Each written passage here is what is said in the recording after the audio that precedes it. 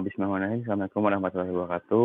Jadi di sini saya akan menjelaskan tentang penelitian saya yang berjudul tentang efek infusa air zam-zam dengan daun jambu biji terhadap pertumbuhan bakteri Escherichia coli atau TC 11229. Nah, untuk yang kita tahu di mana penyakit diare ini bisa disebabkan oleh bakteri Escherichia coli, di mana dia merupakan batang gram negatif, dia membentuk koloni yang bundar, cembung, halus, dan ukurannya itu 0,4 sampai 0,7 kali 1,4 mikrometer. Dia memfermentasi laktosa dan juga dia merupakan bakteri yang bersifat patogen apabila jumlahnya itu meningkat di dalam saluran pencernaan. Nah, di mana diare sendiri itu dia merupakan penyakit penyebab kematian di Indonesia, dan diare itu didefinisikan sebagai kejadian buang air besar dengan konsistensi lebih cair dari biasanya dengan frekuensi 3 kali selama 1 hari atau lebih.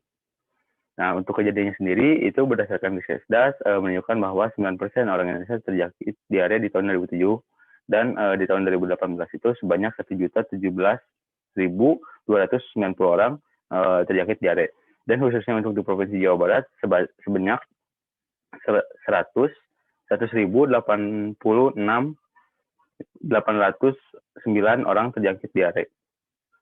Nah, yang kita tahu pengobatan diare itu dia yaitu salah satu dengan menjaga keseimbangan elektrolit dan hidrasi yang adekuat sama episode akut.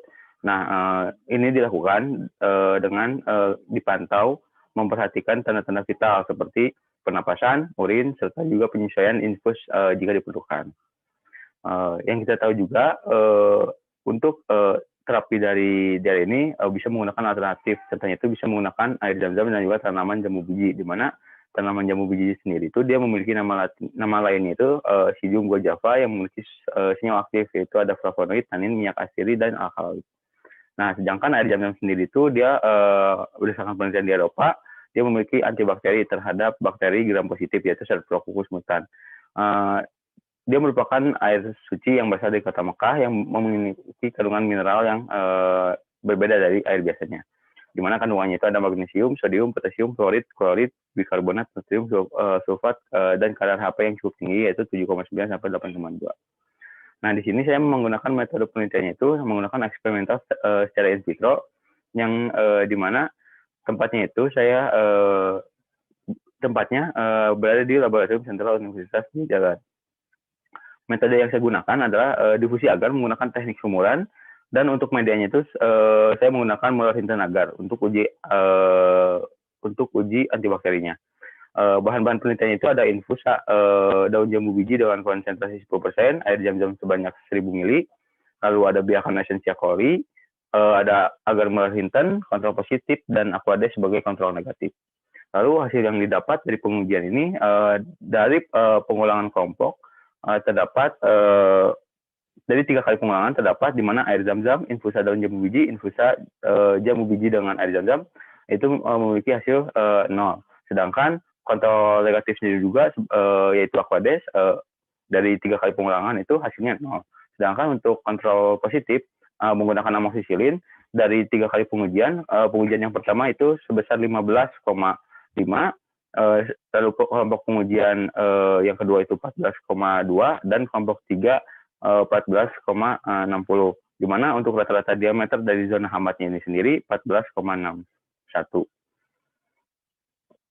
Nah, jadi di sini dapat ditarik kesimpulan bahwa pada kelompok uji dari mulai nomor 1 sampai nomor 3 tidak terbentuknya zona bening, dan menunjukkan bahwa tidak adanya zona hambat di sekitar sumuran dan bersih air zam-zam. Air zam-zam, infusa daun jambu biji, dan juga infusa daun jambu biji dengan air zam-zam. Sementara untuk kontrol positif yang berisikan cakram amoxicillin terlihat adanya zona bening yang merupakan zona hambat atau efek antibakteri di sekitar cakram amoxicillin. Hasil kontrol negatif yang berisi Aquades juga tidak terdapat zona bening yang menunjukkan bahwa pelarut yang digunakan tidak memiliki efek antibakteri. Lalu simpulannya dari saya di mana air zam-zam tidak menimbulkan efek antibakteri pada pertumbuhan bakteri Escherichia coli AT/CC 11229, sedangkan untuk infusa daun jambu biji juga tidak menimbulkan efek antibakteri terhadap pertumbuhan bakteri E. coli AT/CC 11229, dan untuk campuran air zam-zam dan dengan infusa daun jambu biji tidak menimbulkan efek antibakteri pada pertumbuhan bakteri E. coli AT/CC 11229. Mungkin sekian yang bisa saya sampaikan. Terima kasih. Wassalamualaikum warahmatullahi wabarakatuh.